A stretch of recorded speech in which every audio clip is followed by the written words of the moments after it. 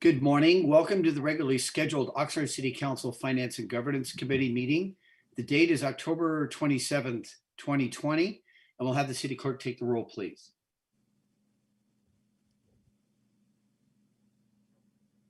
Member Lopez, Here. Member Perello, Here. Chair Flynn. Present. Chair, we have a quorum, and the agenda for this meeting was posted in the City Hall kiosk on Wednesday, October 21st. Thank you very much. If everyone could rise, please, for the Pledge of Allegiance. Place your right hand over your heart. Ready, begin. I pledge allegiance to the flag of the United States of America and to the republic for which it stands, one nation, under God, indivisible, with liberty and justice for all. Be seated, please. Okay, the first order of business this morning are public comments on items not on the agenda. But City Clerk, I did see correspondence from Port Hueneme or the Port of Hueneme, but do we have speakers? So the correspondence was actually for the next Public meeting, Works. Public Works and Transportation Oh, Committee. okay. But we do have a public commenter, Henry Sapien, and that's the only sign up for this item. Oh, I'm okay. sorry, Let for me- this meeting. And we'll call on him now, please. Okay, so I copied him.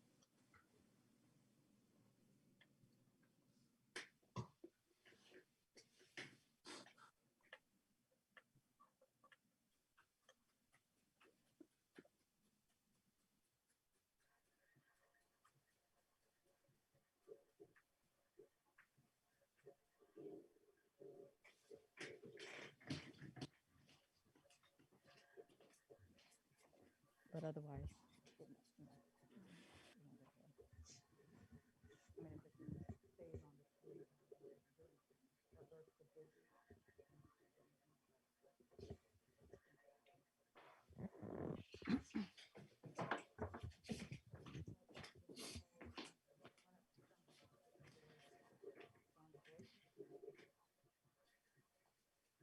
And as usual, Mr. Sapien's phone, it didn't go through.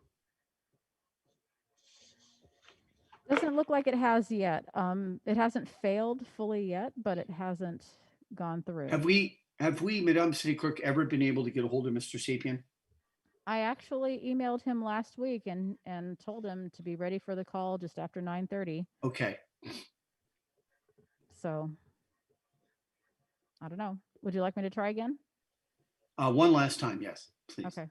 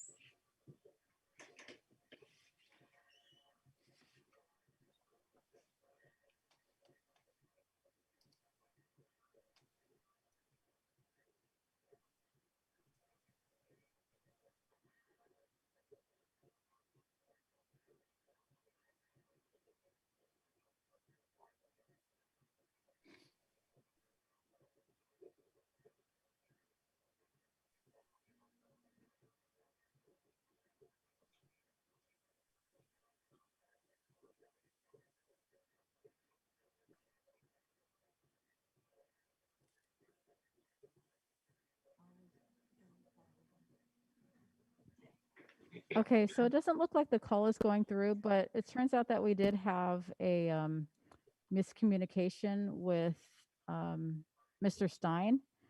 He had signed up for Public Works, but he intended to sign up for both this meeting and Public Works. Are you okay, Mayor, with Sure. going ahead and contacting him? Yes. Okay, 1 second.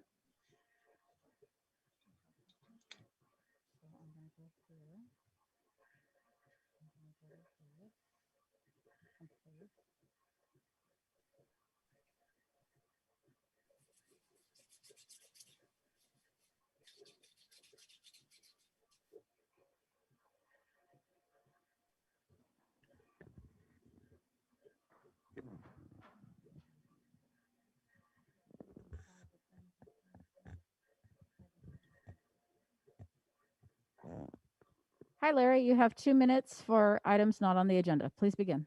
I've got 3 minutes. 2 minutes. All right, let me go to my headset over here so you can hear. Okay, thank you very much, Mr. Mayor, for allowing me to speak on this important item.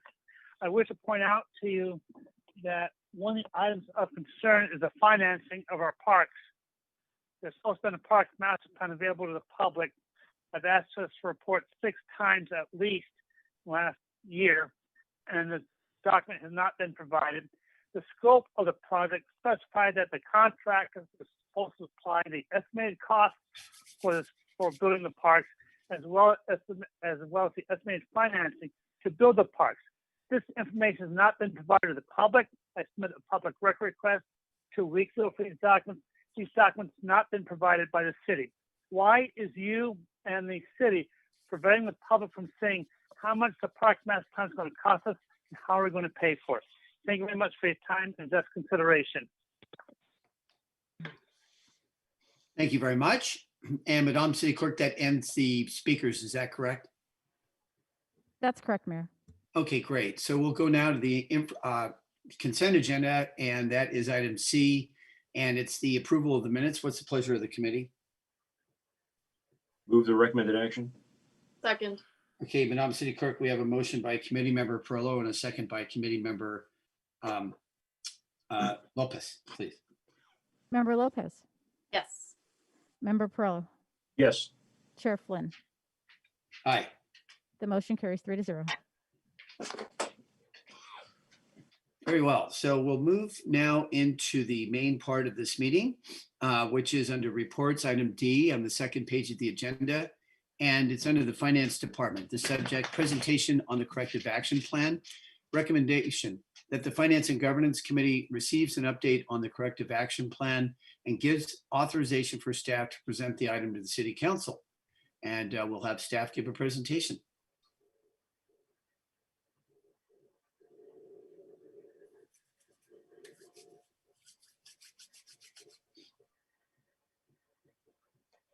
Thank you. Good morning, Finance and Governance Committee. Christine Williams, Senior Manager, Internal Controls. Michelle, if you could advance to the next slide, please. This morning's agenda, I'll be covering the status of the corrective action plan, also our continued progress on the corrective action plan, and then finally conclude with any questions that you may have. Next slide, please. So here you have our CAP status definitions. You've seen these before. I'm not going to go over them in detail, but I will just refresh you on the 6 categories that we currently have, which are complete, to be tested, policies and procedures draft, in progress, not started, and past/no longer required. Next slide, please. This was the status that was provided as of March of this year, and we provided it to the Finance and Governance Committee back in April of this year. I'd like to just direct your attention to the far right-hand column around about 3/4 of the ways down. We had cumulative audit findings from 2015 through 2019 of 183. We also have some findings that repeat year after year, and we had 25 of those. That left us total unique findings of 158. As of March of this year, we had total unresolved unique findings of 53 at the very bottom there. Next slide, please.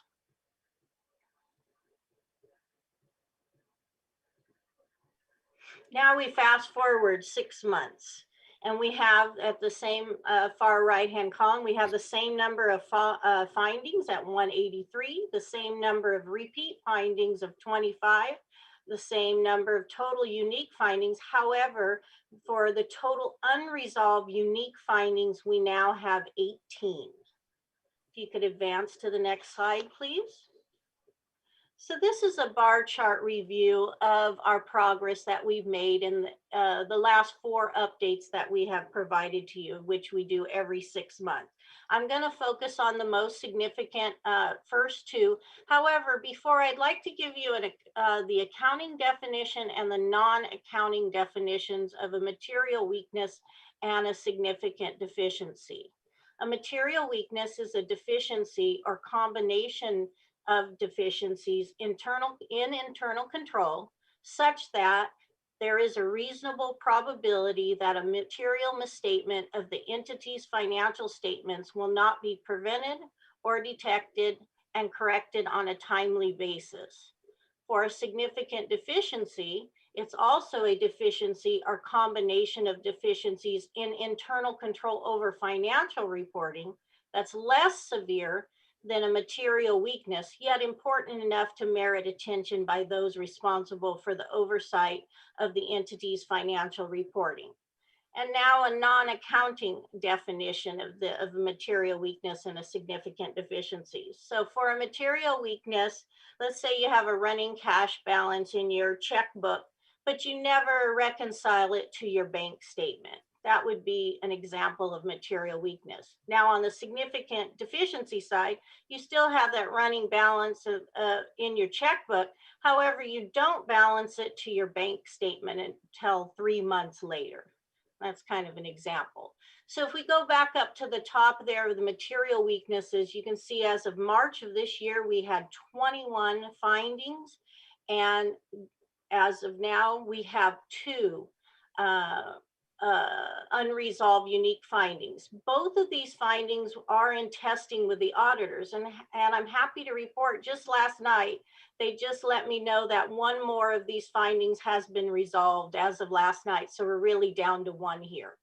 Also on the significant deficiencies, we were at 20 as of March of this year, and now we're down to 11 as of October of this year. However, they also let me know last night as well that I had 1 more that was, the testing was complete and findings clear. So we're really at 10 here now. And then if we just go down to the total bottom, we went from 53 to 18. Next slide, please. And just wanted to talk about the progress that we have continued to make on the corrective action plan. It's the internal control integrated framework and the 4 implementing policies were adopted by the City Council in September 1st, 2020. We had 11 material weaknesses related to this item. And because we were able to adopt the ICF and the 4 implementing policies, as well as show the auditors the progress that we have made and our projected plans of what we're going to be providing on the ICIF, they were able to clear all 11 material weaknesses. So I'm very happy to report that out. Also, bi-weekly internal control meetings continue. The assistant CFO, the controller, and myself, meet bi-weekly. We discuss the next steps on the ICIF and go over, I review the guidelines to see what we think our next possible steps are and priorities. And then we also discuss any new or current internal control information. More detailed control documentation we continue in the department, and that will continue over the next course of the next year. And then training. We already have trained our staff and we continue to provide additional training for staff. Our Edie and Payne contract also has a training budget in it, of which we've already utilized for our staff. And then we've also secured Edie and Payne to provide the Finance and Governance Committee serving as audit committee as it relates to internal control to provide 2 two-hour training sessions after the new committee members come on board. Also, as part of the ERP implementation project, we've completed automated timesheets. This system improvement and enhanced automation will assist us in reducing timesheet errors and increase operational efficiencies. We've also completed the business process mapping as part of the ERP implementation projects. And these process flow diagrams facilitate understanding of all processes from start to finish and to observe where system improvements and enhanced automation can occur. I'd also like to acknowledge the finance department staff as well as all the city departments for assisting me in resolving all of these audit findings that we've been able to accomplish in this past 6 months.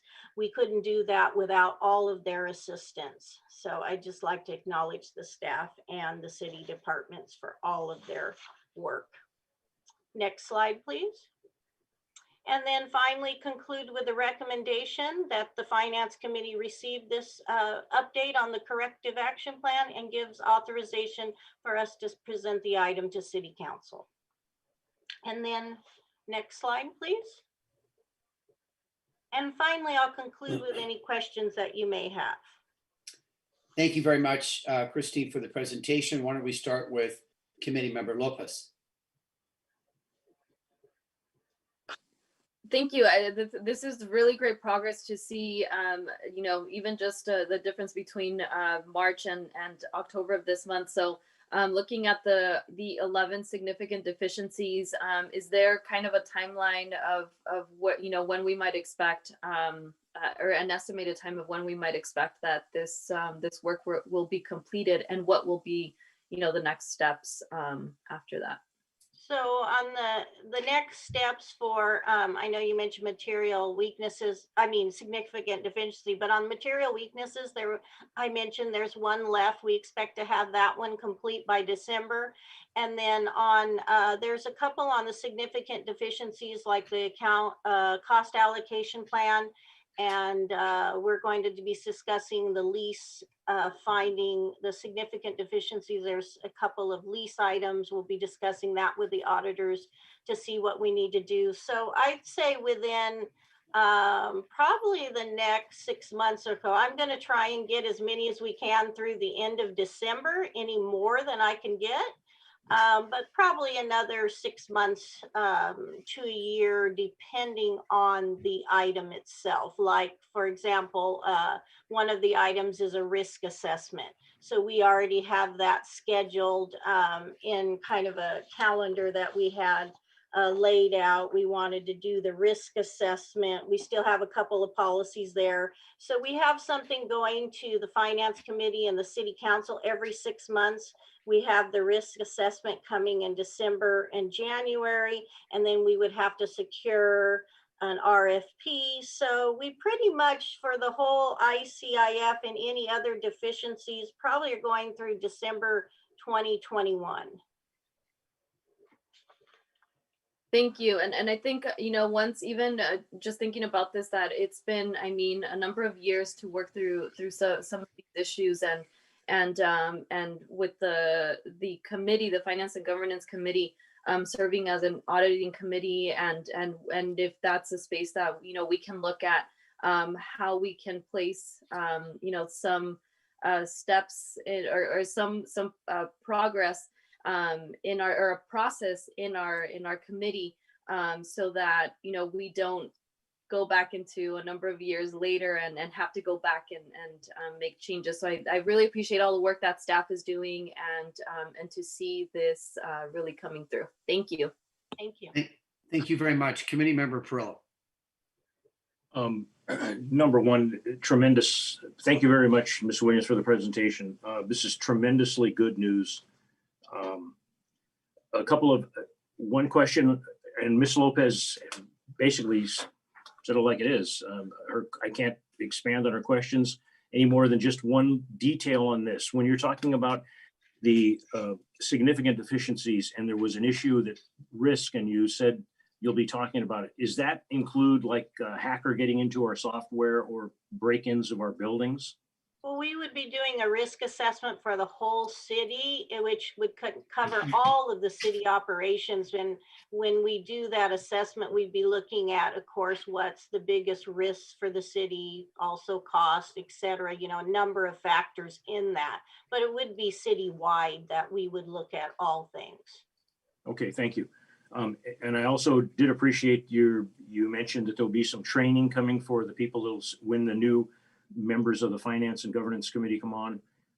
This all sounds good because having been here for a while, remember when we would sit with our jaws hanging on the table, finding out each year there were more. It started out 111 findings in 14-15. And then in 15-16, there were an additional 5. In 16-17, an additional 19. In 17-18, an additional 37.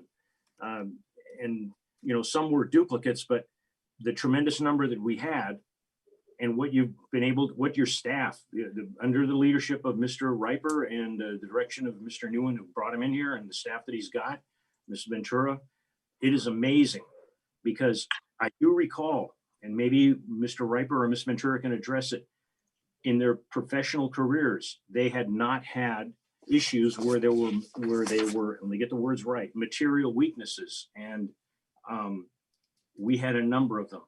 And this is the kind of stuff, and I'm speaking to the choir here, but this is the kind of stuff that we should be waving banners from the building. There should be Klieg lights and the skylight writing about this is good news, ladies and gentlemen, because we still have people that dwell on the back and they dwell in the background of history.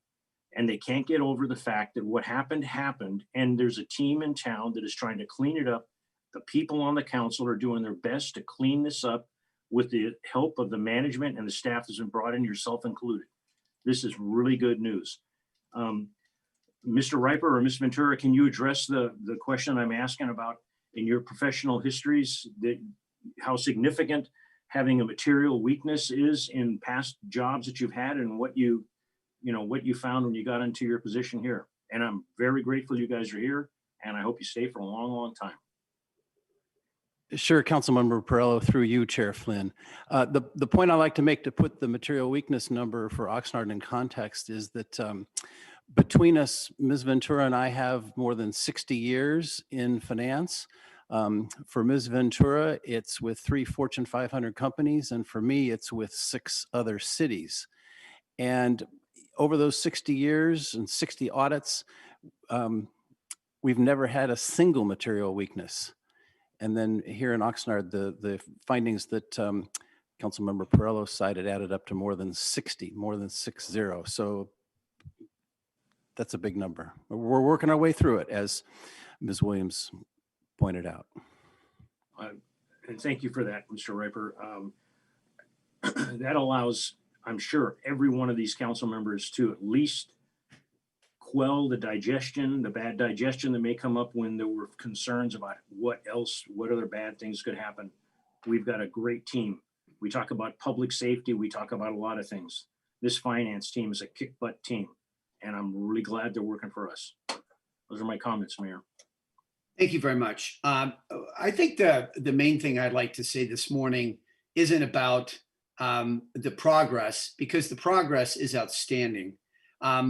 And that should perhaps be the focus. I think what's even a larger and more important story is the fact that this finance department, under Mr. Riper's leadership and Ms. Ventura's leadership as the assistant finance director, is coming in and honing in very closely on eliminating all of these deficiencies. And I remember when this was first looked at, when this lack of internal controls was brought about. And the fact is that the fact that this gap has been closed so quickly is a testament to the good work of the finance director.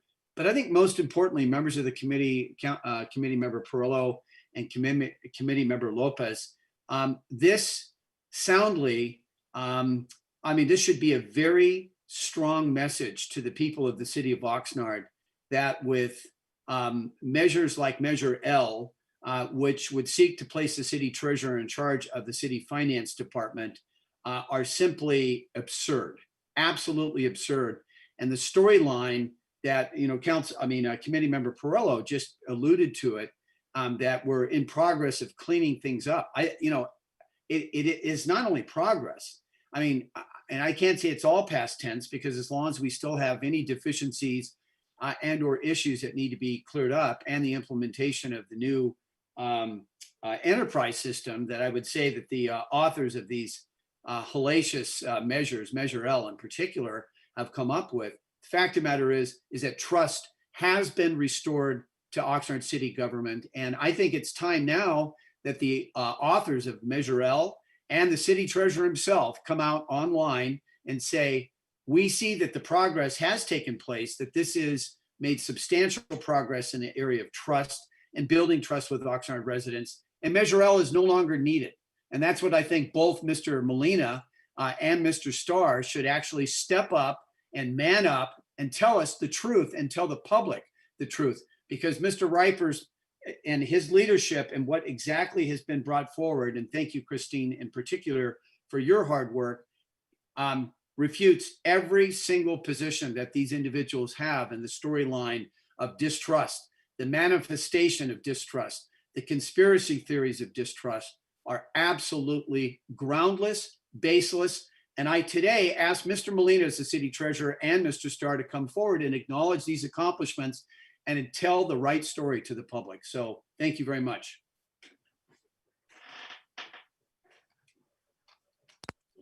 So with that being said, this is only going to the full city council for a status update, and that's a recommendation. And so what is the desire of the committee? I'll move that it goes to I'll move the recommended action that goes to the city council. And I'll second that. Madam City Clerk, the vote, please. Member Lopez, Yes. Member Perrello, Yes. Chair Flynn. Aye. The motion carries 3-0.